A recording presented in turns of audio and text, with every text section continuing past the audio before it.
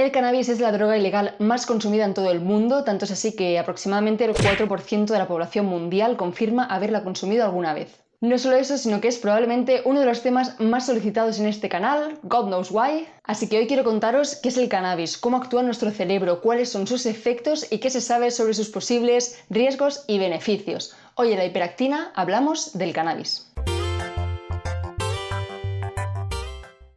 Nos referimos con cannabis tanto a esta planta de aquí como a la preparación que se obtiene a partir de ella y que se consume con fines médicos o recreativos. Concretamente, la famosa planta es la planta del cáñamo, que tiene básicamente tres especies: la cannabis sativa, que es la más famosa, la cannabis indica y la cannabis ruderalis. Las plantas del cannabis contienen una serie de sustancias que se llaman cannabinoides, entre las que destacan principalmente dos. Por una parte, el delta-9-tetrahidrocannabinol o THC, que es conocido por sus efectos psicoactivos, es decir, es capaz de alterar el funcionamiento de nuestras neuronas.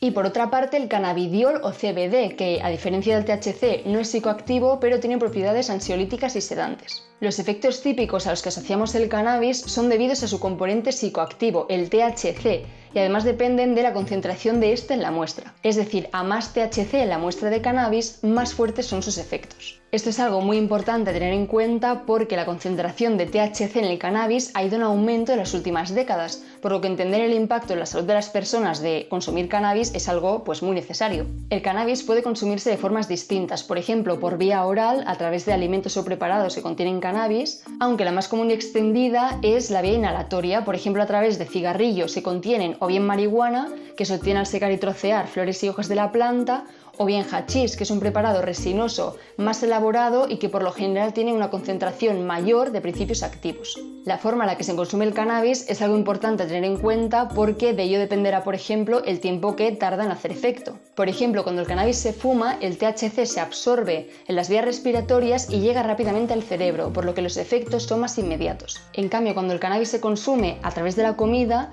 tarda más en hacer efecto, por lo que es más complicado, es más difícil controlar la dosis, lo cual puede ser peligroso. El consumo de cannabis produce efectos conocidos como la euforia y el bienestar, la relajación, la locuacidad, el aumento de la sociabilidad, aunque estos efectos también vienen acompañados de alteraciones sensoriales, como por ejemplo cambios en la percepción del tiempo, pérdida de memoria, reacciones más lentas, incoordinación motora o aumento del apetito. Y ahora la pregunta que toca responder es: ¿qué narices hace el cannabis en nuestro cuerpo para producir todo eso? Para entender bien el mecanismo de acción del cannabis, primero tenemos que entender qué tipo de droga es. Las drogas nos producen todo tipo de efectos psicoactivos, por eso las clasificamos en tres categorías. Las alucinógenas, como por ejemplo el LSD o la mescalina, las estimulantes del sistema nervioso central, como el tabaco, la cocaína, el MDMA o la cafeína, y por último las depresoras del sistema nervioso central, como el alcohol, la heroína o el cannabis. Ya sea porque dan subidón o bajona, si una droga nos produce un efecto en nuestro cuerpo es porque es capaz de activar o de inhibir ciertos receptores de nuestras neuronas, cosa que ya vimos un poco en el vídeo de por qué no se emborracha el alcohol. En el caso del cannabis, cuando ingerimos su componente psicoactivo, el THC, este se absorbe, llega al cerebro y una vez allí activa unos receptores de nuestras neuronas conocidos como receptores cannabinoides, produciendo así sus efectos. Es gracias a la capacidad del THC de unirse a estos receptores que es capaz de alterar la actividad de nuestras neuronas. Y ahora me dirás, vale, ¿por qué tenemos receptores del cannabis en nuestro cerebro? O sea, ¿por qué la evolución los puso ahí? Pues tenemos esos receptores en el cerebro porque nuestro cuerpo también produce de forma natural sustancias cannabinoides, conocidas como endocannabinoides, que intervienen en funciones como el apetito, el humor o el dolor. Dos ejemplos de estas sustancias son la anandamida, que tiene una estructura similar al THC, y el 2-araquidonilglicerol, que es similar al CBD. Los he leído porque he intentado decir 3 veces araquidonilglicerol y no había manera. La anandamida, por ejemplo, interviene en la comprensión de la memoria, en el hambre, en los patrones del sueño o en el alivio del dolor, o sea que hace un montón de cosas. Como el THC y el CBD del cannabis tienen estructuras similares a nuestros endocannabinoides, son capaces de unirse y activar nuestros receptores. No solo eso, sino que como los endocannabinoides tienen tantas funciones por todo el cuerpo, consumir estas sustancias nos produce no solo euforia y bienestar, sino un montón más de efectos como la incoordinación motora, pérdida de la capacidad de concentración, aumento del apetito, reacciones más lentas, etc. Porque al final lo que están haciendo es alterar nuestro sistema endocannabinoide. Vale, y ahora que sabemos qué efectos tiene el cannabis en nuestro cuerpo, ¿tiene consecuencias su consumo y en ese caso cuáles? Al final no podemos obviar el hecho de que el cannabis es la droga ilegal más consumida de todo el mundo, por lo que entender a qué se expone una persona que lo consume es súper importante. Así que toca explicar cuáles son los efectos del cannabis en la salud. Antes de entrar en detalles sobre los efectos en la salud que tiene consumir cannabis concretamente, hay que entender una cosa, y es que al final el cannabis es una droga y como tal, pues su consumo tiene una serie de consecuencias que son comunes al resto de drogas. Cuando consumimos cannabis se libera dopamina en nuestro cerebro, el neurotransmisor que está implicado en la adicción. Por eso, al igual que en el resto de drogas, el consumo repetido de cannabis puede producir adicción y tolerancia a sus efectos, o sea que cada vez necesites más dosis para tener los mismos efectos. Sin embargo, el síndrome de abstinencia, es decir, el conjunto de síntomas que sufre una persona cuando deja de consumir de golpe una droga a la que es dependiente, es algo más leve que con otras drogas como por ejemplo el alcohol, pero aún así produce síntomas como la irritabilidad, intranquilidad, estado de ánimo deprimido y algunos síntomas físicos como el dolor abdominal, espasmos y temblores, sudoración, fiebre, escalofríos y cefalea. Pero bueno, vamos al grano, o debería decir al gramo. El consumo de cannabis se asocia a una serie de efectos a corto y a largo plazo en el sistema respiratorio y cardiovascular, además de alteraciones cognitivas, trastornos del humor o trastornos psicóticos como la esquizofrenia. Aunque vamos a ir desglosándolos uno a uno, comenzando por los efectos de consumo del cannabis en la salud mental. A corto plazo, el consumo del cannabis se asocia a problemas cognitivos como la paranoia, la ansiedad, los ataques de pánico o las alucinaciones, además de alteraciones en el tiempo de reacción, el procesamiento de la información, la memoria o la atención. Estos efectos deben tenerse en cuenta porque aumentan el riesgo de padecer un accidente de carretera después de consumir cannabis, cosa que se tiene como súper clara con el alcohol y hay un montón de campañas al respecto y que sin embargo la gente no lo tiene tan presente con el cannabis. No solo eso, sino que los consumidores habituales de cannabis son significativamente más propensos a padecer trastornos graves a largo plazo como la depresión o la esquizofrenia, que afecta a más de 21 millones de personas en todo el mundo y en la que se alteran las percepciones, el pensamiento, las emociones, el lenguaje, la conciencia de uno mismo y la conducta. De todos modos, se cree que desarrollar estos trastornos psiquiátricos podría estar influenciado por la predisposición genética, es decir, por tener genes de susceptibilidad que te hagan como más propenso a desarrollar ciertas enfermedades mentales. No solo eso, sino que también estaría influenciado por la edad a la que comienza el consumo, ya que cuanto antes se comienza a consumir cannabis, más riesgo se tiene de desarrollar trastornos como por ejemplo la esquizofrenia. Y ya que hemos sacado el tema de la edad, el cannabis también podría afectar al desarrollo del cerebro. Debido a que los endocannabinoides de nuestro cuerpo están involucrados en la maduración y desarrollo de nuestro cerebro, consumir cannabinoides externos podría alterar este desarrollo, motivo por el cual los cerebros que están desarrollándose como los de los bebés, niños o adolescentes son especialmente susceptibles. Por ejemplo, cuando el consumo del cannabis comienza en la adolescencia, se puede reducir funciones como la atención, la memoria o el aprendizaje, y además se puede alterar el desarrollo de las áreas del cerebro involucradas en estas funciones. Vale, básicamente los efectos en la salud mental de consumir cannabis son como los que más se comentan, pero como os he dicho antes, el cannabis también tiene un impacto en los sistemas cardiovascular y respiratorio. Teniendo en cuenta que la forma más típica de consumo de cannabis es a través de porros que se fuman ya sean mezclados con tabaco o no, y que fumar es una de las principales causas de enfermedades cardíacas y respiratorias, no es de sorprender que el impacto en la salud respiratoria que tiene el cannabis sea muy parecido al del tabaco. El humo de la marihuana, al igual que el humo del tabaco y todos los humos en general, contiene una serie de sustancias tóxicas, irritantes y carcinógenas que hacen que fumar cannabis aumente el riesgo, entre otras cosas, de bronquitis, de tos o de producción de flema. Y ahora me diréis, vale, pero todo el mundo sabe que fumar tabaco aumenta el riesgo de cáncer de pulmón. Entonces, ¿fumar cannabis también? Pues la cosa es que lo busqué y parece ser que los estudios respecto al impacto de fumar cannabis en el desarrollo del cáncer son todavía bastante inconclusos. Así que al menos en este vídeo no puedo traeros una respuesta. No obstante, no solo el sistema respiratorio se ve afectado, sino que, como os he dicho, el sistema cardiovascular tampoco se queda atrás. Se ha visto que el cannabis aumenta el riesgo de sufrir enfermedades cardiovasculares como por ejemplo el infarto de miocardio,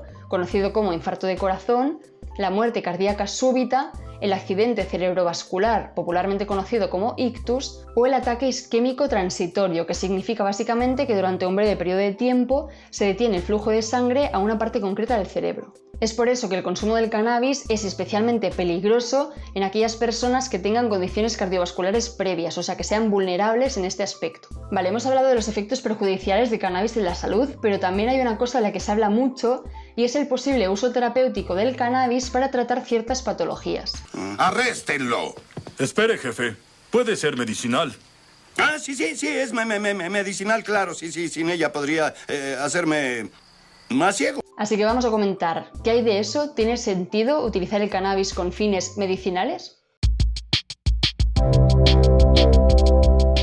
El uso terapéutico del cannabis se centra, entre otras cosas, principalmente en el tratamiento de dos síntomas: las náuseas y vómitos causados por la quimioterapia y el dolor neuropático, es decir, ese dolor que proviene de nervios dañados, como pasa en algunas enfermedades como por ejemplo la esclerosis múltiple.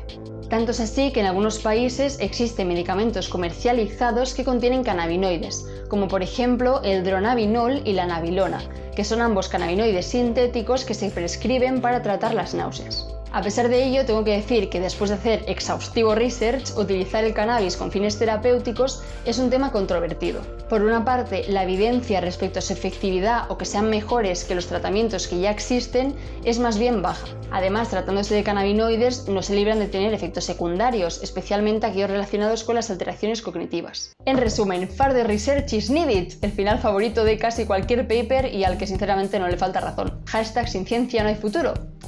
Bueno, después de haber comentado cómo afecta el consumo de cannabis en nuestra salud, tengo que hacer un par de disclaimers. Por una parte, a pesar de que parece que hay una asociación entre el consumo de cannabis y las patologías que hemos comentado a nivel cardiovascular, respiratorio, trastornos psicóticos como la esquizofrenia, etc., no se ha demostrado una relación causal entre consumo de cannabis y estos efectos. Lo que se sabe es que las personas que consumen cannabis repetidamente padecen con más frecuencia estas enfermedades, lo que no se sabe por qué mecanismo se produce esto. No solo eso, sino que el impacto de consumir cannabis en la salud depende de muchos factores y es distinto en cada persona.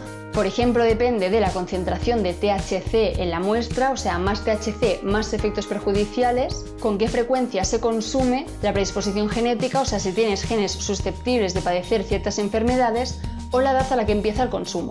Como veis, como muchos otros temas de salud, no hay blancos ni negros, o sea que todo tiene como muchos grises y depende de muchas cosas. De todos modos, con este vídeo mi intención es que tengáis una visión general de lo que se sabe a día de hoy sobre este tema, con todos sus claros y oscuros, porque al final la divulgación no consiste solo en enseñar lo que la ciencia sabe, sino en todo aquello que le queda por conocer. Oh my God. Muchas gracias por ver este vídeo y hasta la próxima.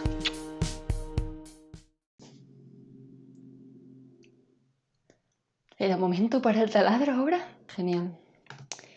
¿Qué mejor momento para hacer obras que cuando Sandra se pone a grabar, ¿verdad, vecinos? A ver, que tampoco les digo cuándo voy a grabar, entonces tampoco es muy justo que les diga esto, ¿sabes?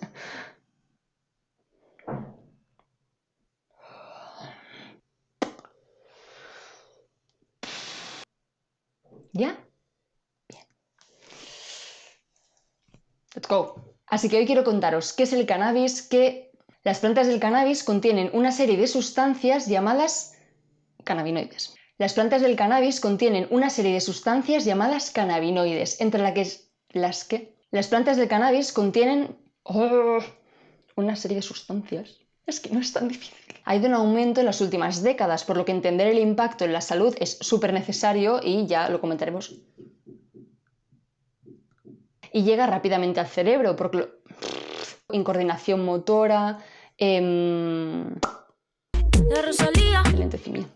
Vamos. Que tiene una estructura similar al THC y el 2-araquidinolglicerol y el 2-araquidonilglicerol. Muchas gracias por ver este vídeo y nos vemos a la próxima.